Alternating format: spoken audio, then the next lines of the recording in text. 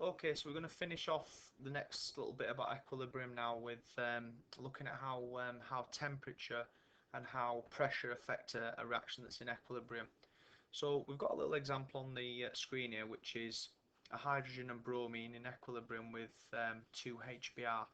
Now, what they'll tell you in the exam when they're going to ask you about temperature and how that affects equilibrium, they'll say to you the reaction is exothermic or the reaction is endothermic. And what they basically mean by that is they're telling you that for the forward reaction, the reaction is exothermic. So it's telling you by saying the reaction is exo is referring to the forward direction. The reverse direction, if the forward direction is exothermic, then the reverse must be endothermic. Now, depends on the reaction that you're dealing with. Every reaction is different. Sometimes you'll get reactions where the forward direction's endothermic and the backwards is exo, but what you've got to sort of get understood is that whatever they tell you about the reaction, if they say it's exothermic, they're referring to the forward direction. Once you know that, then you can start to answer the questions about how changing temperature is going to affect the equilibrium and how it's going to impact on the position of equilibrium. So the golden rule with this, and this applies to all reactions with equilibria, when you increase temperature, the equilibrium will oppose that change, as we know, they like to rebel, and it will try and reduce the temperature. And it does this by shifting to the endothermic direction. So in this example, the endothermic direction is to the left-hand side. So if I heat up this reaction, it's going to move to the left-hand side, so I'm going to get more of these two. Because it moves in the endothermic direction to try and reduce the temperature. Always that is the case. So whenever you increase the temperature of any equilibria, it will always move to whichever side is endo. In this case, it's the left, so it's going to move left. So in my exam, I'd talk about increasing temperature. The equilibrium opposes the change and tries to reduce the temperature by shifting in the endothermic direction. In this example, that's gone to the left-hand side. And the reason why all that's happened is because the forward reaction is exothermic. And they will tell you that in the exam. Right, if the temperature is decreased, then the opposite happens. What the equilibrium will try to do is it will try to increase the temperature and oppose what you've done. So the only way it can do that is by shifting in the exothermic direction. So if I went to this equilibrium up at the top and I decided, right, okay, I'm going to cool it, I'm going to cool it down, I'm going to decrease temperature, then what will happen is the reaction will oppose that change and it will try to heat itself back up. And when it does that, it can only do that by moving in the exothermic direction. So by cooling it, I'm going to make it move to the right hand side in an attempt to it's going to be doing that in an attempt to raise its temperature back up. So every time you deal with an equilibria, it will always try to do the opposite to what you do. So if they heat it, it always goes endo, whichever direction that is. If you cool it, it always goes in the exothermic direction to try and heat itself back up and raise its temperature back up. So that's how temperature affects equilibria. Now the next one is how pressure has an impact. Now I've deliberately picked the Haber process because this is a reaction that you need to know for C3. You need to be able to remember this off the top of your head. It's very important because ammonia is used, that there is used to make fertilizers and is a massive industry in all over the world, to be honest. But for us, what we're interested in this example is how pressure is going to impact on that. So first thing you've got to look at is if you look at this reaction, you've got one nitrogen there and you've got 3 hydrogens. So in total on this side, I've got 4 molecules. And if I look on the right hand side, I've got 2 ammonia, so I've got 2 molecules. Now all I'm doing there is I'm adding up the big numbers. 2 there, on this side there's a 3, on this side there's a 1 that I don't see because I never write the ones in. So 4 molecules on the left, 2 molecules on the right. Once you know that, then you can easily suss out what happens when you change pressure. So if I increase pressure, first of all, we'll deal with that. If I increase pressure, the equilibrium will shift to the side of the least molecules. So you can guess, in this case, if I increase the pressure, it's going to move to the right-hand side because the right-hand side has got 2 molecules, whereas the left-hand side has got 4. So it's going to move to the right hand side to oppose the change and decrease the pressure. So by increasing pressure, I'm going to actually get more ammonia um, in this process.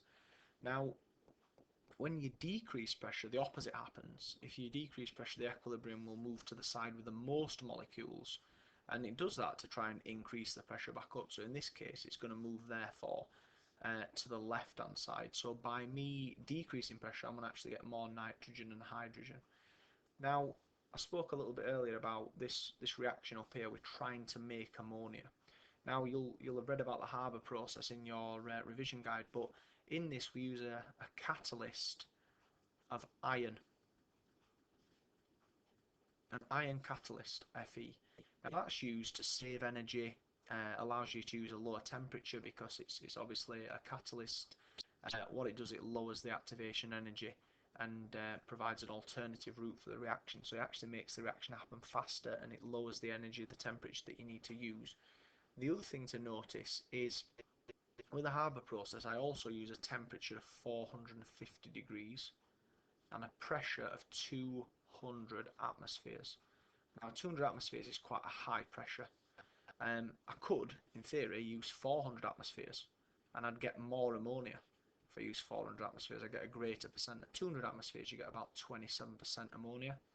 At 400, it's probably going to be near 50. And the reason why I don't use 400 is because it's both dangerous and very expensive to maintain. In this process, when I don't make, when I get a yield of 27% ammonia, I'm happy with that because any nitrogen and hydrogen that don't react, I can just recycle them back through. So I just keep taking 27%, recycle, take 27% of that, and eventually I'll end up with quite a high turnover, a high yield. So the pressure of 200 atmospheres used, nothing higher because it's too expensive and it's too dangerous.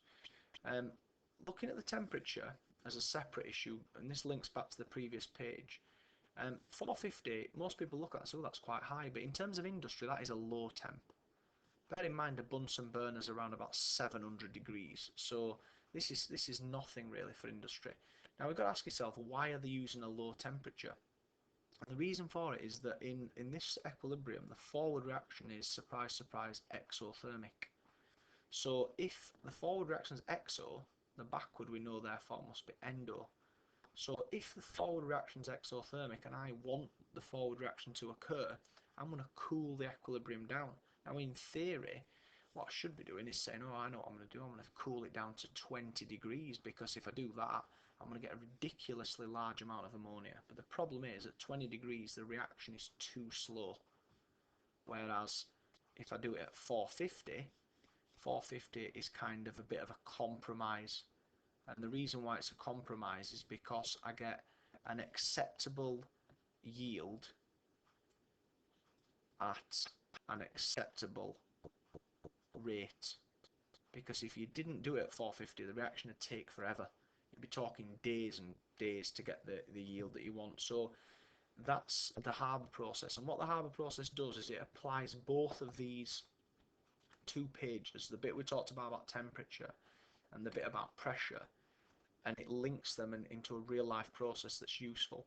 One thing that's definitely worth noting when you're answering exam questions on this section is to not confuse the two issues. So if they start asking you about pressure, there's no point talking to the examiner about whether it's exothermic or endothermic, because when a reaction is done at a different pressure, it's the number of molecules on each side that determines whether it goes forward or backward. It's nothing to do with the reaction being exo or endo. It's purely to do with the whether the reaction is how many molecules are on the left and how many on the right when you decrease and increase pressure. It only comes down to exothermic, endothermic if I change the temp. So the rule is, the take-home message is, going back to the first bit, if I change temperature, I look at whether it's exo and endo and decide what happens from there. If I change pressure, I look at whether there's number of molecules on each side is different, and if I increase pressure, it's always going to go to the side with the least molecules. If I decrease pressure, it's always going to go to the side with more molecules. In terms of the Haber process, you need to know why we use 200 atmospheres and not 400. and why we use 450 and not a lower temperature, because if I'd used 20, like I said, I'd get a higher yield, but the problem is it's too slow. So that's why we don't use 20. Hopefully that's helped you with the harbour process, and hopefully that comes up in your C3 exam.